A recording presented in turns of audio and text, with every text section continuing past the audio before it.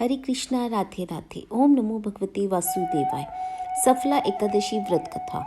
धर्मराज युधिष्ठिर कहने लगे कि हे जनार्दन, मैंने मार्गशीर्ष शुक्ल एकादशी अर्थात मोक्षदा एकादशी का सविस्तार वर्णन सुना। अब आप कृपा करके मुझे पौष मास के कृष्ण पक्ष की एकादशी के विषय में भी बतलाइए। इस एकादशी का क्या नाम है तथा इसके व्रत का क्या विधान है, इसकी विधि क्या है, इसका व्रत करने से किस फल की प्राप्ति होती है।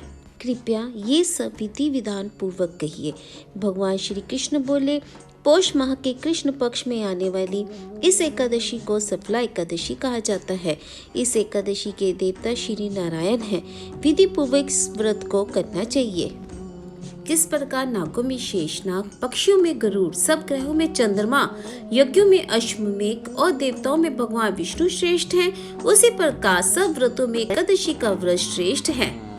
जो मनुष्य सदैव एकादशी का व्रत करते हैं वो मुझे परम प्रिय है। इसका महत्व मैं तुमसे कहता हूँ, ध्यान पूर्वक सुनो। भगवान श्री कृष्ण कहने लगे कि धर्मराज, मैं तुम्हें स्नेह के कारण तुमसे कहता हूँ कि एकादशी व्रत के अतिरिक्त मैं अधिक से अधिक दक्षिणा पाने वाले यज्ञ से भी प्रसन्न नहीं होता। अतः इसे अत्यंत भक्ति और श्रद्धा से युक्त होकर करे।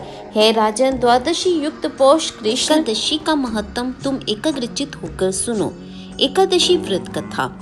चंपावती नगर में एक महिष नाम का राजा राज्य करता था। उसके 4 पुत्र थे। उन सब में लुम्पुक नामक बड़ा राजपुत्र महापापी था। वह पापी सदा पर स्त्रियों, वैश्यागमन तथा दूसरे बुरे कामों में अपने पिता का धन नष्ट किया करता था।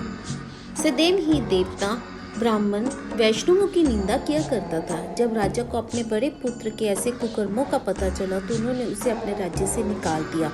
तब वह विचारने लगा कि कहाँ जाऊं, क्या करूं। अंत में उसने चोरी करने का निश्चय किया। दिन में वह वन में रहता और रात्रि को अपने पिता की नगरी में चोरी करता तथा प्रजा को तंग करने और उन्हें मारने का कुकर्म करता।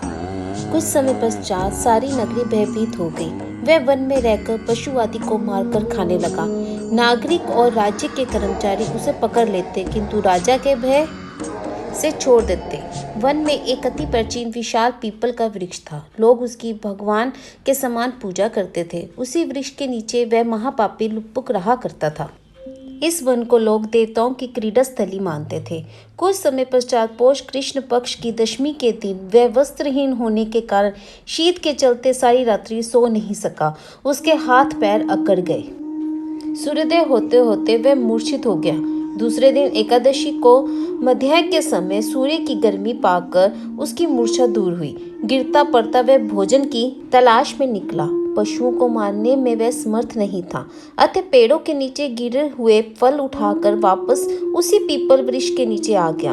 उस समय तक भगवान सूर्य अस्त हो चुके थे। वृक्ष के नीचे फल रखकर कहने लगा, हे भगवान, अब आपके ही अर्पण है ये फल, आप ही तृप्त हो जाइए। उस रात्रि को दुख के कारण रात्रि को भी नींद नहीं आई।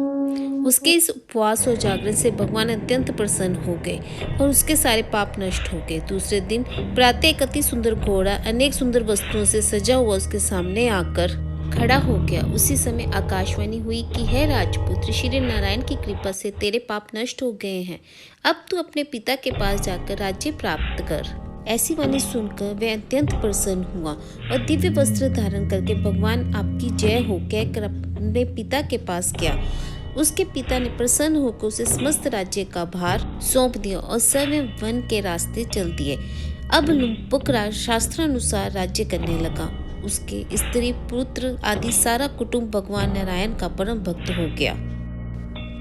वृद्ध होने पर वह भी अपने पुत्र को राज्य का भार सौंपकर वन में तपस्या करने चला गया और अंत समय वह कुंठ को प्राप्त हुआ। अतः जो मनुष्य इस परम पवित्र सफला एकादशी का व्रत करता है उसे अंत में मुक्ति मिलती है। जो नहीं करते वह पूंछ और सींगों से रहित पशुओं के समान है। इस सफला एकादशी के महत्व को पढ़ने से अथवा श्रवण करने से मनुष्य को अश्वमेध यज्ञ का फल मिलता है। राधे राधे।